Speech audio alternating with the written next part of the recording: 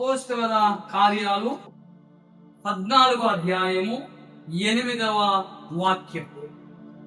ఎవరైనా చదవండి. లుస్త్రాలో బలహీన పాదములు గల ఒకడుండెను. అతడు పుట్టినది మొదలుకొని కుంటివాడైయుండెను. నడువలేక కూర్చొని ఉండువాడు. అతడు సౌలు మాటలు వినెను. అతడు అతని వైపు తేరి చూసి స్వస్థత పొందుటకు అతనికి విశ్వాసం ఉండెనని గ్రహించి, నీ పాదములు మోపి సరిగా నిలువమని బిగ్గరగా చెప్పినప్పుడు అతడు గంతులు వేసి నడవసాగెను.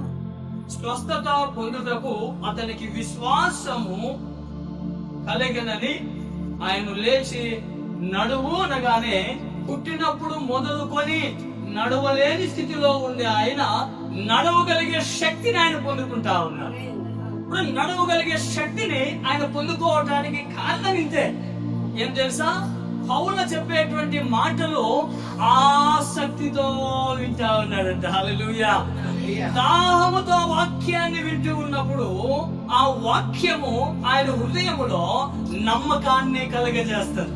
ఆ వాక్యం ఆయన హృదయంలో ధైర్యాన్ని కలగజేస్తారు.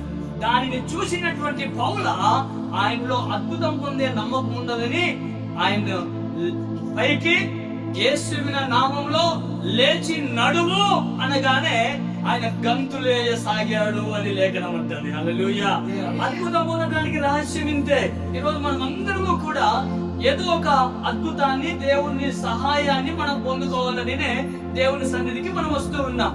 కానీ ఇక్కడికి వచ్చినప్పటికీ కూడా వాక్యం పైన మనకి ఆసక్తి లేకపోతే, వాక్యాన్ని ఆసక్తిగా మనం వినలేదు అంటే, అటువైపు ఇటువైపు ఉన్నవారు ఏం చేస్తా ఉన్నారో అని మనం ఆలోచన కలిగితే మనలో నమ్మకం పెరిగేలా. నమ్మకము పెరగక దేవుని అద్భుతాన్ని మనం చూడడానికి సాధ్యమో కాదో.